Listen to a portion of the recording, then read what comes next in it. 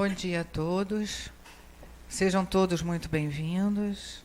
Hoje nós temos o prazer de ter a palestra de Luiz Otávio, que vai trazer para a gente mais conhecimento, nos ajudar nos nossos probleminhas, né? A gente ir enfrentando os desafios do dia a dia, né?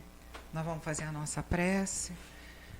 Mestre Jesus, Mãe Maria de Nazaré, Deus nosso Pai, equipe espiritual da casa, abençoa, Senhor, esse momento. Abençoa, Senhor, essa palestra. Abençoa Luiz Otávio. Abre os nossos canais de compreensão. Ilumina o nosso raciocínio. Ilumina o nosso coração para que possamos aproveitar tudo que for trazido pelos seus conhecimentos, pelo seu estudo. Obrigada, Senhor, pela oportunidade de estarmos aqui. Abençoa, Senhor, a todos nós. Jesus fica conosco, hoje e sempre, graças a Deus. Graças a Deus. Tudo bem? Tudo bom?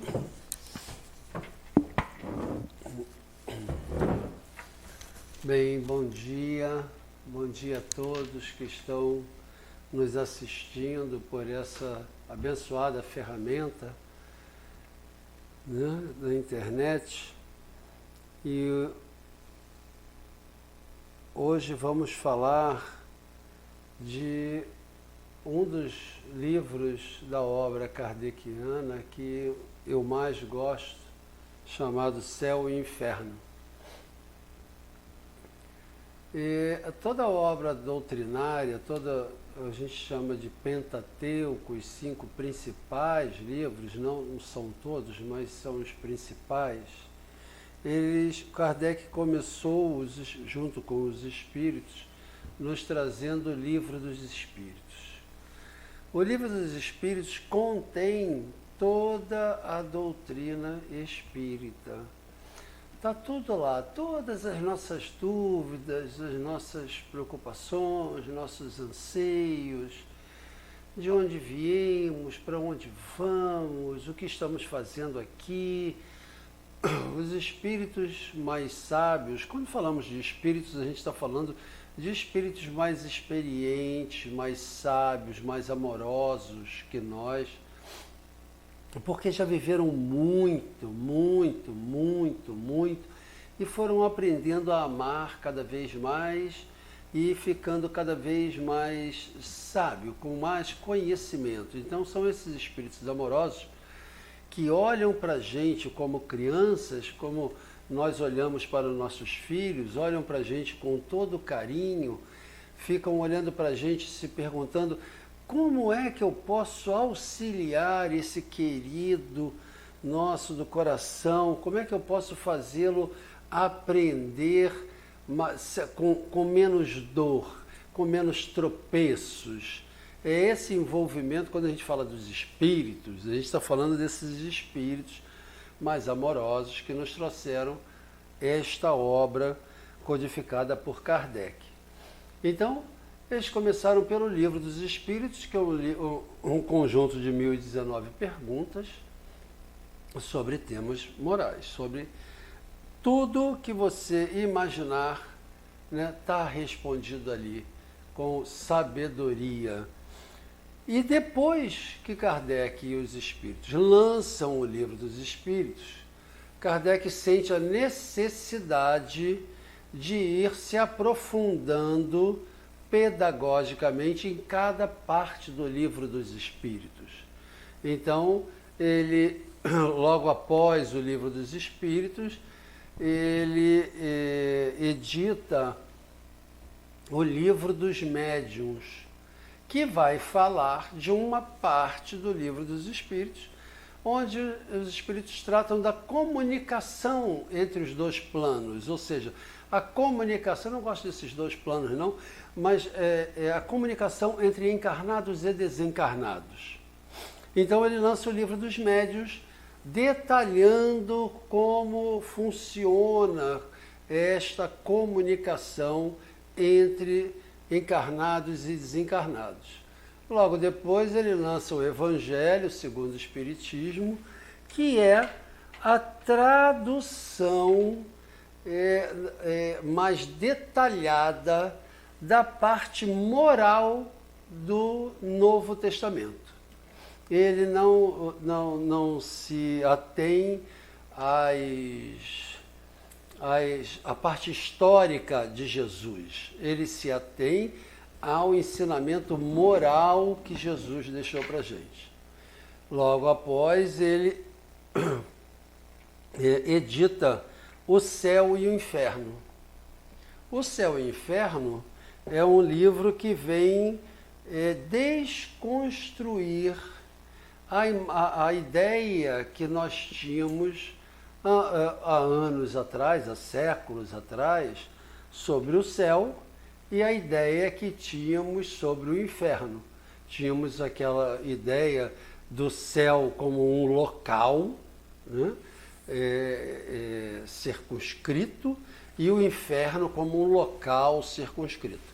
Então, pedagogicamente, Kardec junto com os espíritos, vem desconstruindo essa nossa ideia, mostrando para a gente onde está o nosso céu e aonde está o nosso inferno, que está dentro de nós, e não num lugar fora, né? E essa é metade do livro. A metade deste livro, Céu e Inferno, trata dessa desconstrução. Mas a segunda metade é riquíssima, riquíssima, riquíssima. Por que tão rica assim? Por que eu acho tão rica assim? Porque a segunda metade do livro são relatos trazidos por espíritos, diversos relatos, depoimentos desses espíritos.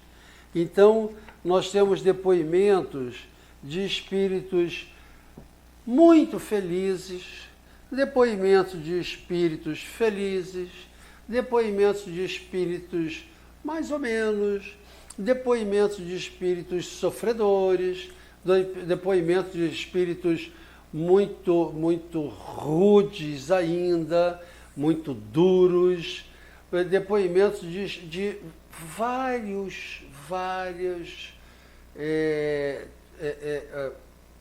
várias, não vou chamar de tipos, né, que é esquisito chamar de tipos de espírito, mas de espíritos em vários graus na escala evolutiva. Então, é muito rico, porque com certeza você se verá em uma dessas comunicações. São os espíritos trazendo comunicados da situação atual deles, da visão deles, o que eles passaram, por que eles estão sofrendo ou por que eles estão felizes. Então, são relatos de muitos espíritos. Então, é muito rico, muito didático e muito rico essa segunda parte do livro Céu e Inferno. E, por fim, quer dizer, como quinto livro, não por fim, né, mas como quinto livro, Kardec nos traz a Gênese, que trata do futuro, trata das predições e trata da criação. Essa é a obra kardeciana que juntamos aqui. E o que temos a comentar é hoje sobre o céu e o inferno. E estamos no primeiro capítulo e vamos falar hoje, logo no início, né, antes de Kardec começar a desconstrução dessa ideia de céu e inferno que tínhamos antes, ele começa a falar do porvir e do nada, desse sentimento. O que é porvir e o nada? Desse sentimento, quais são as consequências da gente achar que depois de desencarnar, e aí a gente não está falando nem de desencarnação ainda, a gente está falando da morte propriamente dita, né? quais são as consequências da gente achar que após a morte você cai no nada? Por que a gente sofre por conta disso? Né? Por que a gente fica preocupado por conta disso? E Kardec vem sempre pedagogicamente, educativamente, desconstruindo essas noções que nós tínhamos antes e construindo logicamente, passo a passo, uma nova visão de futuro, uma nova visão do amanhã. Mas isso Kardec faz, como em toda obra, sempre pautada na lógica, sempre pautado nas experiências científicas, nas experiências comprovadamente ocorridas com encarnados e desencarnados, e ele vai construindo esta ideia do amanhã. E aí, logo depois disso, ele começa a falar sobre o temor da morte. E aí entra no nosso item propriamente dito, que são causas do temor da morte. Aí a gente fica se perguntando assim, mas quais são as causas da gente ter esse medo da morte? É isso que Kardec vem traduzir para a gente, né? Por que a gente tem esse medo da morte? Por que será que a gente se arrepia todo em pensar na morte? Inicialmente, né, nós temos nosso instinto de conservação, que é uma lei divina. Quando a gente diz que é uma lei divina, é que isso está dentro de nós. Nós reagimos assim. Então, nós, como temos o instinto de conservação, né, aqui encarnados, a gente tem medo da morte. A gente tem esse temor da morte. É intuitivo isso, né? Ninguém quer abrir mão do que está vivendo aqui no momento, porque quer se manter aqui por instinto de conservação e tem o medo, né, de não saber o que vem amanhã. E é isso que a gente vem fazer aqui na doutrina espírita, entender o que vem amanhã, né? O que está nos esperando, o que é este amanhã, para acabar com este temor da morte, para que ela passe a ser apenas não, porque não é só apenas, né? Mas passe a ser uma desencarnação e não a morte propriamente dita. Mas se a gente pensar que além do instinto de conservação, além da falta de conhecimento sobre o amanhã, né, a gente pensar que todas as informações, toda a nossa cultura a respeito da morte é uma cultura complicada, né? Porque são sempre tratadas como de uma forma lúgubre, é uma forma pesada, uma forma triste, uma forma... Então, a gente olha o outro quando o outro desencarna, ou quando o outro morre, e fica com imenso pesar. Ah, coitado, por que isso aconteceu para ele? Como se essa passagem fosse sempre ruim. Esta é a nossa cultura. Então, se isso é tão ruim, eu tenho medo disso. Eu tenho medo de morrer. Eu não quero passar por isso. Embora essa é a única certeza que a gente tem, né? Que a gente vai desencarnar mais cedo ou mais tarde. Então, isso vai criando esse temor na gente. Se a gente pensar também que mesmo aqueles que acreditam que existe uma vida após a morte, mas que entendiam que tinha um céu e um inferno, e que se eu cometesse algum engano embora viesse fazendo todo o esforço de me melhorar, de ajudar aos outros, de estar de bem com a vida, cometesse algum engano em algum momento, iria para o inferno, sem contestação, sem julgamento. Eu iria eternamente, sofrer eternamente no inferno.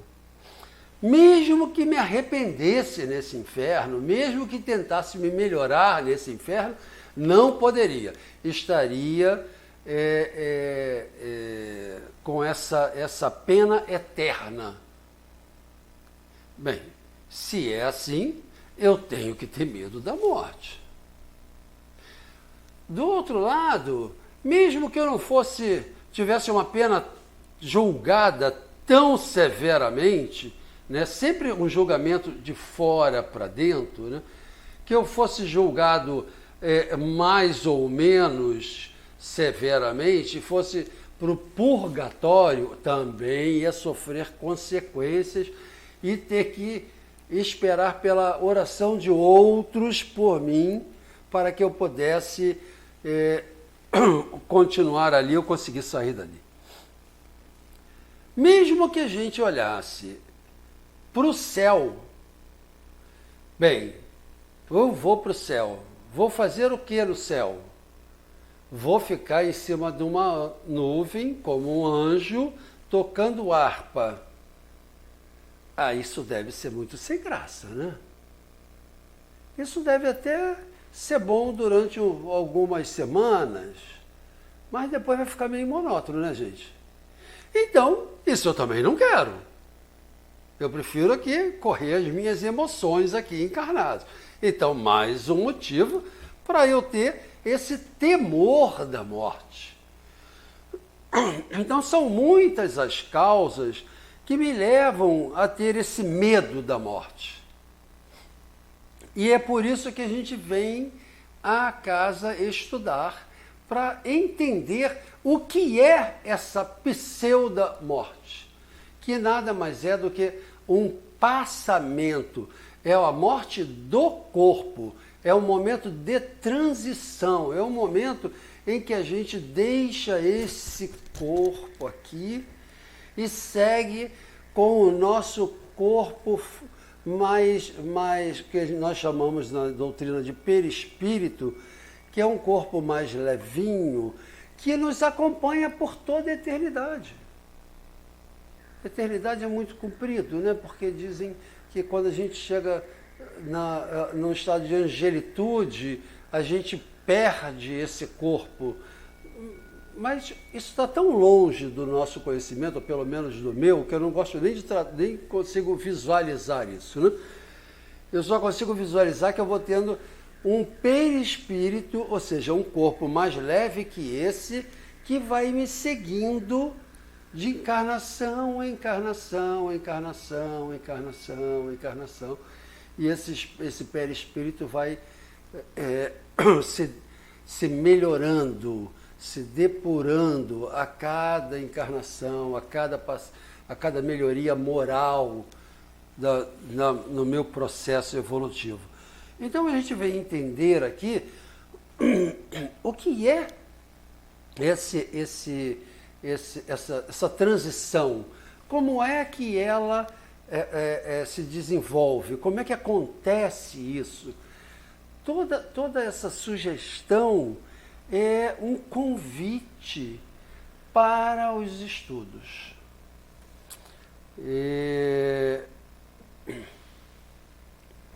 Eu acho que é uma dos convites mais fortes que a doutrina faz a todos nós, são os estudos.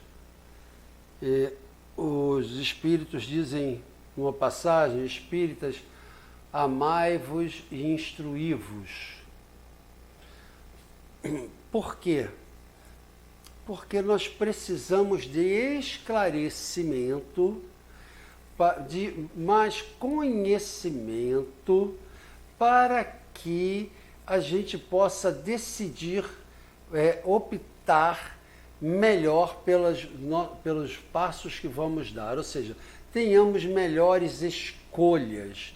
Para que ter melhores escolhas?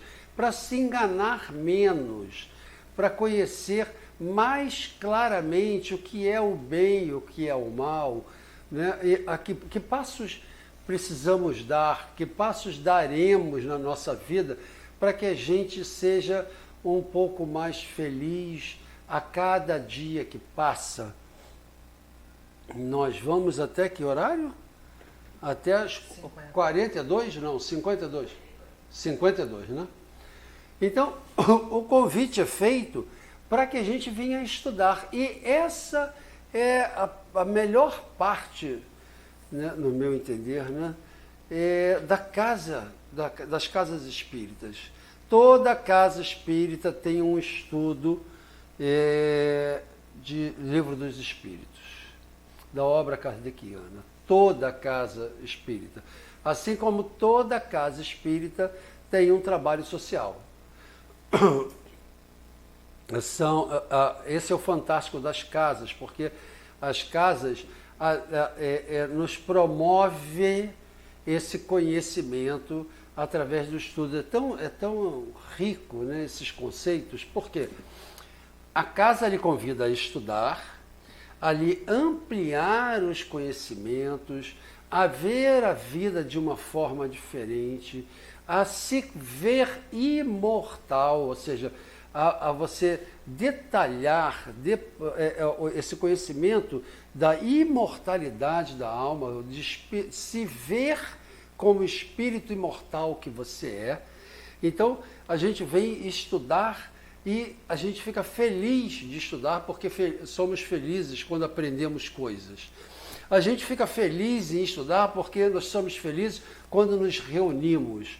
Nós ficamos felizes em estudar na casa porque somos felizes quando estamos em paz. Tudo isso vai promovendo essa sensação de bem-estar. E aí, quanto mais nós vimos a casa, quanto mais queremos vir. Por outro lado, a casa abre oportunidades de trabalho para aqueles que querem trabalhar em direção ao outro, em direção ao próximo. Então eu queria ajudar muita gente, eu queria ajudar algumas pessoas, mas não sei como, tenho medo, sozinho não consigo. Como fazer? A casa lhe abre a oportunidade de você se engajar em um trabalho social em direção ao outro, que é uma coisa que também lhe faz feliz, porque ser útil ao outro lhe traz felicidade. E isso é também um processo retroalimentador. Então, é esse convite que toda casa espírita lhe faz. Venha para casa estudar, porque Kardec, em várias questões, ele também chama atenção, Kardec era um pedagogo, que é só pela educação que a gente vai conseguir se modificar. É só se educando e educando ao outro que a gente vai conseguir melhorar este mundo. É só obtendo informações e informações fidedignas que nós vamos conseguindo mudar a cara do mundo, mudar a ambiência desse mundo. A informação é uma das coisas mais importantes, a informação fidedigna, trabalhada, aquela informação que você consegue introjetar dentro de você, é uma das coisas que lhe abre os horizontes, é uma das coisas que vão lhe descortinando novos horizontes. Só através da educação é que damos passos em direção à nossa melhora. A gente nós temos, a diretoria da casa me puxa a orelha quando eu digo que a gente tem, né? E Luiz Otávio, ninguém tem nada, né? Então, cada um faz aquilo que acha que deve fazer, por sua escolha. Então, a minha sugestão, vamos dizer assim, não é que a gente tenha, a minha sugestão, como a sugestão de quase todos dentro da casa, é que nos reunamos para estudar sempre. Hoje, a gente está com uma certa dificuldade nessa reunião, né? Por isso a gente está usando esse veículo, que é o YouTube, para chegar à casa de vocês, para falar com vocês a respeito desses temas morais.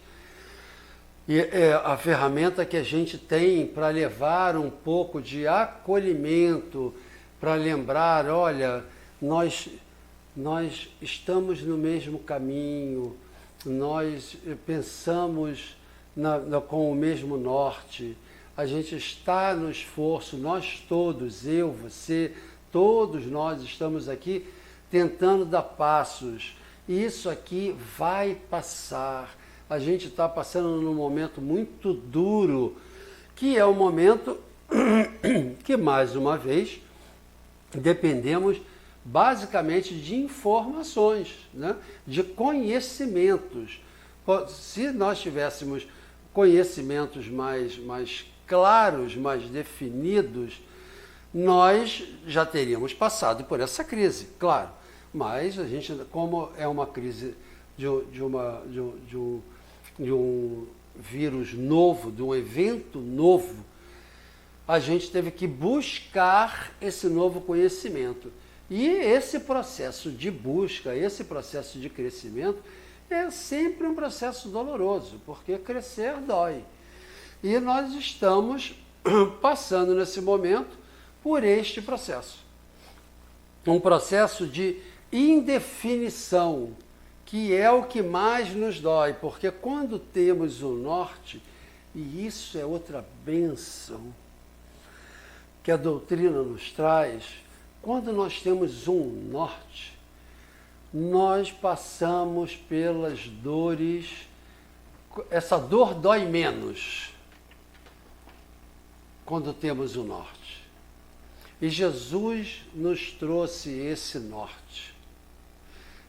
O bem é o nosso norte.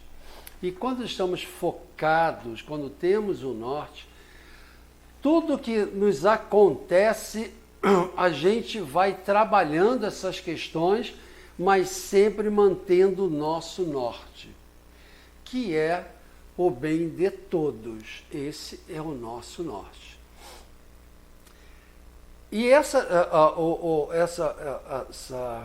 esse momento que a gente está vivendo, ele é ímpar.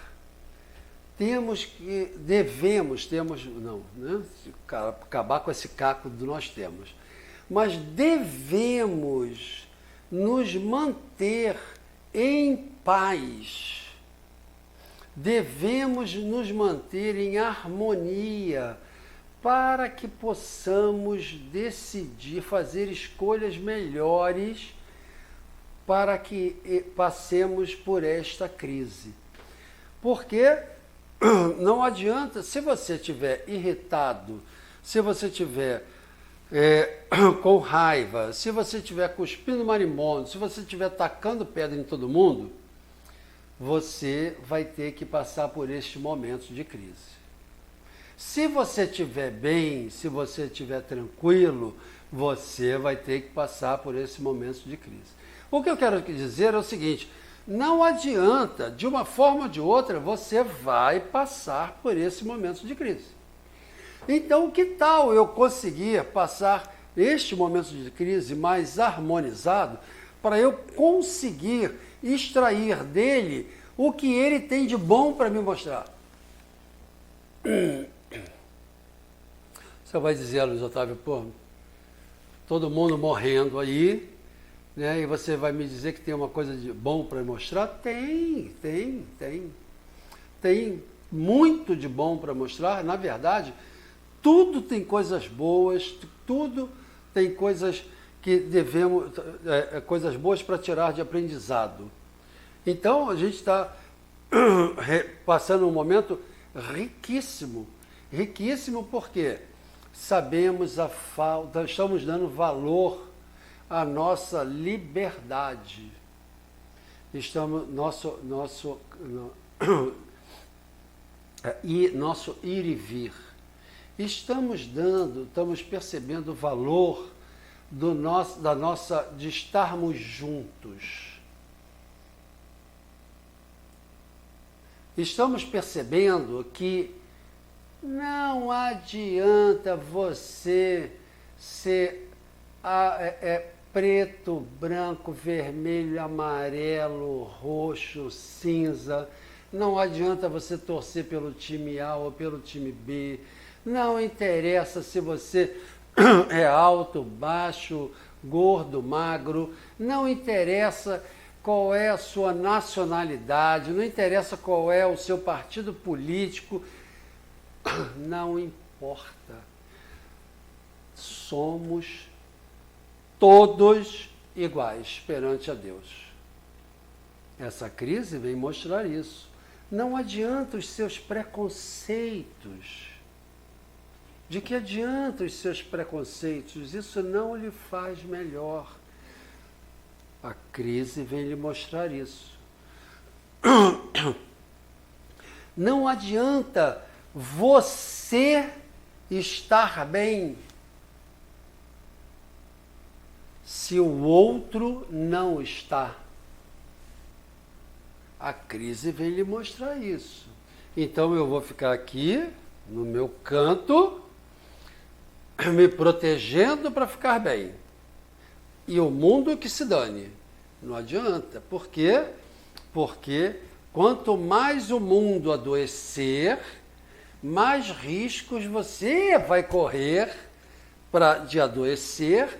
E também, se está todo mundo doente e você está aqui isolado, você também não é feliz. Você é feliz estando junto com os outros. O que adianta? Estou aqui bem, mas todo o resto não está bem e eu não posso ter contato com eles estando bem ou não estando bem. A crise veio nos mostrar a importância da solidariedade. A crise vem nos trazer novos conceitos, vem nos trazer novas ferramentas, vem nos mostrar novas relações de trabalho, como é que podemos desenvolver o que é importante, realmente importante nos nossos trabalhos. Como desenvolvê-los de uma forma mais eficiente. Tudo isso a crise nos traz. Claro, nos traz o desconforto também. Nos traz muito desconforto. Muito, muito. Mas nos traz muito ensinamento. Então, o convite é que a gente tente estar harmonizado, porque eu garanto a você, aquela pessoa, né, que é do outro time, que você você se avilta, você quer jogá-lo pela janela, aquela pessoa que te causa, né, um horror só dela pensar diferente de você. Não é assim?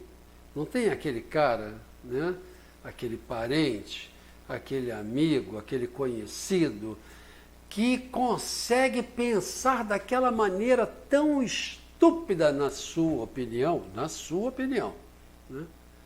Esta pessoa, quando você encontra aqui na casa espírita, você percebe, ou seja, quando você a encontra sem rótulos, porque aqui na casa espírita a gente não tem rótulos, quando você encontra essa pessoa sem rótulos, sem enquadrá-la em nenhum arquétipo, em nenhum time, porque todos nós aqui temos um norte, esse é o nosso time, esse é o nosso norte, que é o norte do bem, representado pela figura de Jesus, você percebe que esta pessoa que ali fora você queria de verdade apertar o pescoço, que você acha um absurdo ela pensar daquele jeito diferente de você, essa pessoa é uma pessoa boa. Essa pessoa, e aí você reconhece isso aqui, que é uma pessoa tentando fazer o bem como você, que é uma pessoa às vezes muito mais amorosa que você, que é uma pessoa muitas vezes mais íntegra que você, mais séria que você nos objetivos, que é uma pessoa carinhosa, que, enfim, é uma pessoa que todos gostam, que você também gosta. E você, só porque ela pensa diferente de você, você tinha esse mal-estar com ela e queria jogá-la pela janela. Esses momentos de crise nos mostram isso entre os nossos familiares. Então quer dizer que o familiar que torce pelo time A, como você torce pelo time B, entendeu? É uma pessoa ruim? O familiar, o amigo? Não é uma pessoa ruim. Ela pensa diferente de você. E esta é a riqueza. A riqueza é você ir aprendendo com as diferenças. Porque toda a natureza é assim. Olha para a riqueza da natureza, para a riqueza do tipo de cores. Essa é a beleza da vida. Esta é a beleza da nossa, de passarmos aqui. Mas para a gente reconhecer isso, volto a dizer, nós temos que estar em paz, a gente tem que estar harmonizado. Senão você não consegue reconhecer que você discorda do outro veementemente. E aí tem casos que você, depois de discordar, quando você tem um pouco mais de conhecimento, você fica constrangido, porque você discordava e descobriu que você estava errado. Que é bem possível de acontecer. Então, por que discordar de ideias está ótimo, mas rotular o outro, Jesus julgava os atos e não as pessoas. E é isso que a gente vem aprender aqui também, com o exemplo dele. A gente tem que parar de estereotipar o outro e segregar o outro porque você acha que ele pensa diferente de você. A gente é feliz juntos. É uma lei da natureza. A gente não é feliz separado. Atrás daquilo que você acha que não é uma coisa boa no outro, tem uma pessoa que é esse outro. Tem uma pessoa que ama. Tem uma pessoa que tem toda essa potencialidade divina para o amor, para o bem. Ele tem dentro dele igualzinho a você. Igualzinho a você. Então, toda vez que você começar a sair do eixo, que é uma coisa que, não sei com vocês, né? Comigo acontece muito, né? Começar a sair do eixo, ficar irritado por qualquer motivo, lembre de Deus. Diga, meu Pai, me ajuda. Só isso basta. Você não precisa fazer 500 milhões de preces, não. Só dizer, me ajuda a me manter em paz, porque só em paz é que eu vou conseguir ver solução das coisas. Só em paz que eu vou conseguir ajudar ao outro. Só em paz que eu vou poder fazer melhores escolhas em prol de toda a humanidade e em meu benefício também. Só em paz que eu consigo ter esse olhar benevolente com o mundo, que é o que me faz feliz. Então, que possamos ficar atentos para nos manter harmonizados em qualquer situação. Não interessa se o outro acha A ou acha B. Você pode discordar da ideia, mas não precisar de apertar o pescoço do outro, porque o outro não é mal porque pensa diferente de você. Então vamos nos pacificar, usar o exemplo de Jesus, e usar todo o ensinamento que a doutrina nos traz, para que a gente vá dando passos melhores e melhore nossa vida e a vida das pessoas que estão no nosso entorno. Esse é o convite. Vamos estudar sempre, que é só através da educação que a gente vai conseguir mudar o nosso dia a dia e ajudar o outro a dar passos melhores, a fazer escolhas melhores. Bom dia a todos.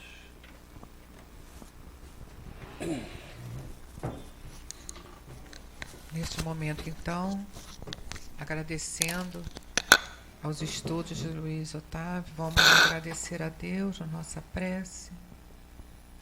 Mestre Jesus, Maria de Nazaré, Deus, nosso Pai, a nossa gratidão por esse momento de paz, por essas bênçãos aqui recebidas, pelas vibrações de amor que chovem sobre nós,